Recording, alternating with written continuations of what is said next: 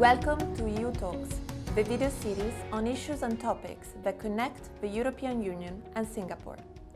Our third episode focuses on the impact of COVID-19 on the tourism ecosystem and the European Union strategy to address it. We have with us Anna Athanasopoulou, one of the brains behind the EU's tourism policy. Anna is the head of tourism, textile and creative industries at the European Commission. Thanks so much for your time, Anna. We live in extraordinary times. In March, the World Health Organization declared the outbreak of COVID-19 a global pandemic. Could you please tell us which were the first actions that the European Union decided to take in the 27 EU member states?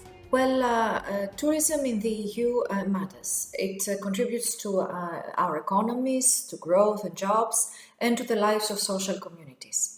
Actually, tourism contributes to 10% of the EU GDP and 12% of EU employment. It was clear for us that we had to act. So our first reaction was to monitor the disruptions in the value chains within the tourism ecosystem and monitor their impacts on the tourism industry. This is why already since the first signs of the pandemic in the world, even before it started in Europe, we started working together with the different segments of the tourism ecosystem, the airlines, the cruises, the accommodation providers, and working together with the private sector helped us to gather the evidence that we needed on the impacts and the data, and also decide the right measures and the right course of action each time. The second level, of course, of our reaction is protecting businesses and saving jobs on the ground. And this is why we have mobilized all the available means to that purpose. First of all, giving emphasis to the needs of SMEs, which is the vast majority of companies in the tourism ecosystem in the EU, but also paying attention to the affected regions and supporting the EU countries, the EU governments in the 27 member states in their efforts to protect businesses and jobs on the territories. Now, the third level of our reaction is somewhat different, and it's very much about stepping up efforts to strengthen coordination and cooperation among the 27 national governments that make up the European Union in order to make travel safe and also relaunch tourism activities in safety. This is why, for instance, already back in May, we adopted a comprehensive package on transport and tourism to provide guidance on different aspects.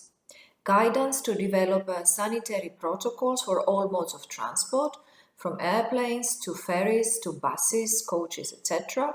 But also guidance, the criteria that can be used to resume tourism services in safety, services that at that point in time had been disrupted.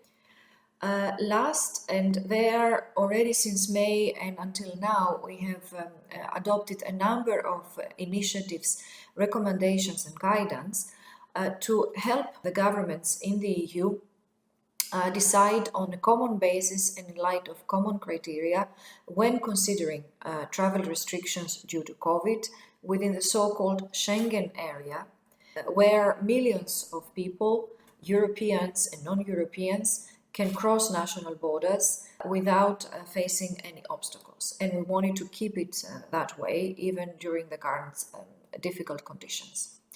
And the last fourth level of our reaction actually is very much about providing real-time and reliable information to citizens. And we believe this is very important. It's very important to create trust and build confidence for the citizens, but also for businesses. This is why, for instance, already before the summer season, and to prepare for that, we established Reopen EU, which is a website and also an application for all mobile devices to help as a one-stop shop all those planning their travel within the EU or to the EU, so that they know about the travel restrictions in place, what to expect at the destination upon arrival, the public safety measures, whether services are open, what are the opening hours of museums, restaurants, etc. So we are very much actually encouraged by the fact that Reopen EU has been now used by close to 8 million individual users, and we hope that it continues to serve and be useful during the current circumstances.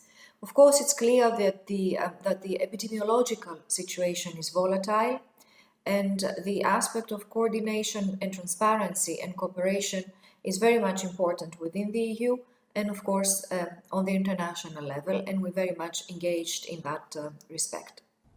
Thank you so much, Anna. That was very, very interesting. Now, looking ahead, what do you think are the priorities for the tourism sector, for the ecosystem? Well, our priorities now are actually twofold.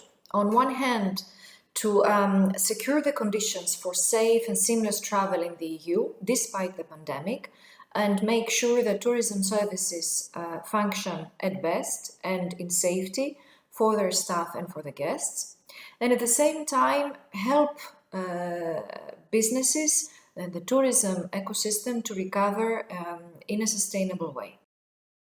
Now, for that reason, for instance, we make available every week the map of the EU, whereby one can see the epidemiological situation in all EU regions, not only countries but also regions, and also understand, based on a common color code, what the situation is, whether it's red, whether it's green, whether the situation is in between. Another area that is helping a lot facilitating safe travel is an EU protocol for testing travelers at airports, which is in place, as well as efforts to coordinate and improve the interoperability to connect contact tracing apps developed in the different countries, so that if somebody travels, for instance, in Italy, and after that in France, these two countries can exchange data to inform the traveler in case he or she has been exposed during his travel to any infected cases. For the same purpose, we are developing in the EU, and it's soon to be launched before the end of the year, an EU digital passenger locator form. Now, the second point I mentioned is very much about recovery. It's about saving businesses and jobs in tourism, and also preparing for the longer term perspective.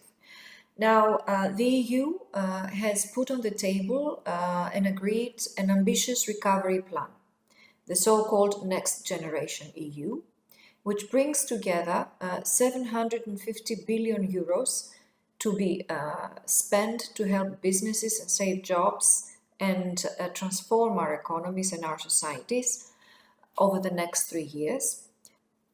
This money will be spent wisely and smartly along green and digital objectives to help relaunch the economy and help leave no one behind. Now, in order to kickstart the dialogue about the future and the longer term perspective, and build consensus about the roadmap for the sustainable recovery and the European tourism of tomorrow, we organized on 12th of October the European Tourism Convention.